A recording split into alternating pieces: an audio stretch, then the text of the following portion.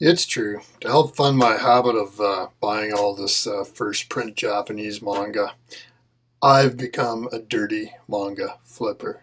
But let me explain the story. Okay, so I was taking my daughter to her driving test, and thankfully she passed. It's great. So now she can drive herself to work, and I don't have to drive her to work every morning. But anyway, there's that comic shop, Words and Pictures, literally about 2 blocks away from the place where she's taking her test. And I know they've got like these 2 shelves of manga. It's honestly, it's like half the size of that bookshelf behind me of manga for sale they have. It's a comic shop, right? So they don't know. But I thought, hey, while she's out taking her test and I've got time to kill, I'll just check out their manga section as opposed to sitting there for 45 minutes. So I did, and yeah, I managed to pick up some cool stuff. But it wasn't all about the dirty flip. Here's Outlanders 2.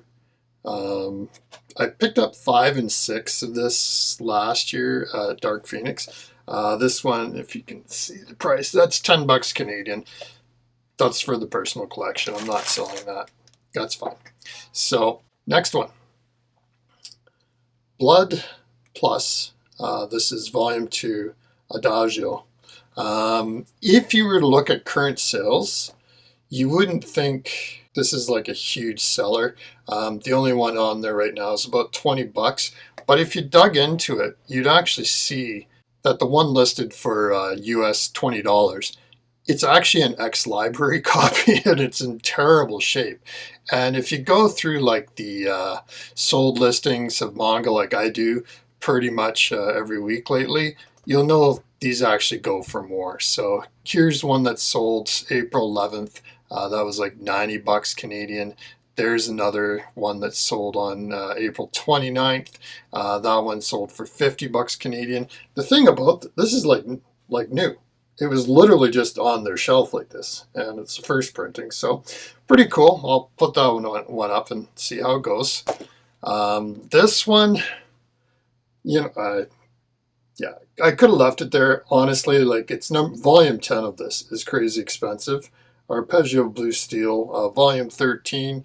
I paid cover price for all these, so that was about $15 Canadian.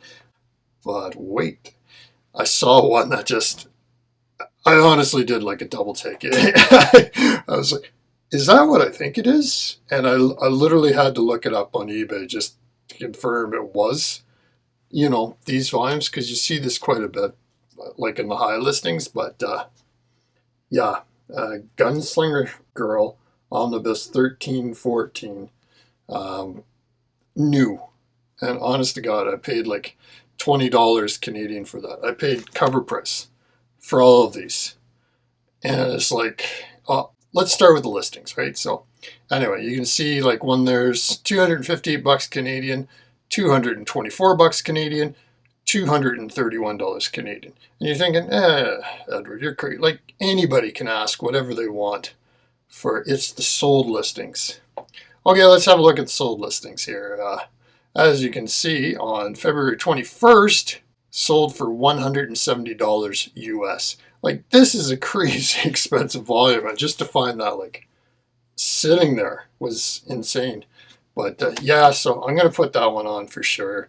I gotta fund this Japanese first print manga buying habit somehow, So I'm also gonna do my manga sales here. Like you won't believe the amount of money that's piling into these first print mangas now. Some of those shonen titles are crazy. It is like getting insane. It's like frankly a little overwhelming. I was surprised like how much money people are spending on these, especially BGS graded, but the Shonen Jump as well. It's getting good. So, anyways, that's why I've become a dirty manga flipper. So, thanks for watching. Talk to you later. Bye bye.